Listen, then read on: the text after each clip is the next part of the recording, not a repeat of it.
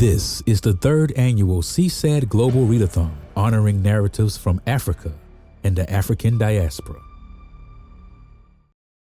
There's no better way to kick off our final hour of the Readathon than with our next guest, renowned author and poet Frank X. Walker. The Kentucky native made his history in 2013 as the first African American to be named Kentucky Poet Laureate. He also published 13 powerful collections of poetry, including Turn Me Loose, The Unghosting of Medgar Evers. It earned him the 2014 NAACP Image Award for Poetry. And currently, he serves as a professor of English and African American and Africana Studies at the University of Kentucky. And we're so fortunate that he joins us live here in the studio for our Readathon. It's great to be here. Thank you. Thank you. So I had a chance to read some of your poetry, and tell us why, what inspired you to really look back at Civil War and those blacks who participated and fought for the Union. I know you have some ancestors who were a part of that. Well, part of the motivation was knowing that at least two of my ancestors were part of the Camp Nelson and enlisted in the Union Army in Kentucky. But I didn't know there were 4 of them, and on both sides of my family. And for most of our life, it was just a rumor. And I had a chance to connect with a set of individuals who had all this research material, and they sent us a 100-page document with all these details, historical documents, pension files, service records, about my own relatives that I'd never known about. And I was just so excited. I just folded it into my own poetry project, and the poems came out of that. How did you imagine what they were thinking or feeling? Did you reach out to family and discuss it? Was it a part of family folklore? How did you come up with those images? Well, my practice of part of what I do is write historical poetry. And the process begins with reading as much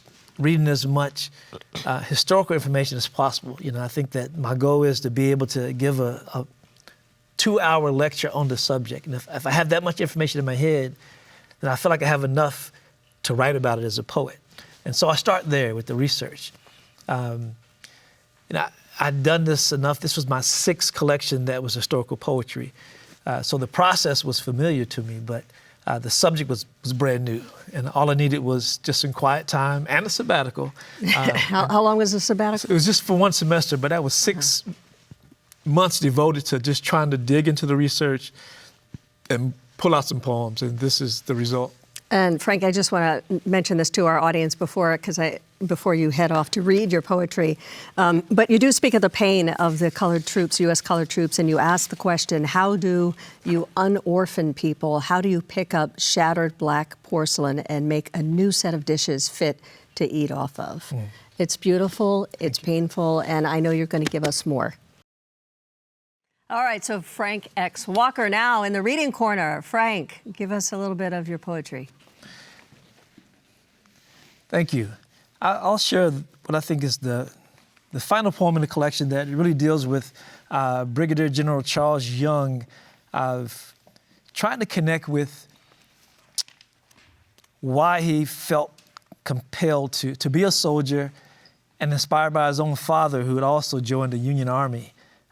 This is called A Black Father Dreams a Son. Brigadier General Charles Young, 9th U.S. Cavalry Regiment. It was 12 miles to Maysville and the Ohio River, and another 10 to Ripley. A runaway could escape from Mays Lick at night, head north, follow the smell of the river, and make the entire distance and crossing by sunrise. A determined one on horseback like Gabriel Young could make it in half the time. Ignoring racism at West Point was easier, knowing my father survived slavery. He joined the 5th and risked his life so our people would know freedom. I risked mine to protect it. If his sacrifice and commitment freed my body, my mother's books freed my mind. Her skirt was my first classroom. Every big and small thing I've done began at their feet. Though born into slavery in Kentucky, I learned to play piano and violin, speak French and German before becoming a teacher, before graduating from West Point, before a career in the military and public service.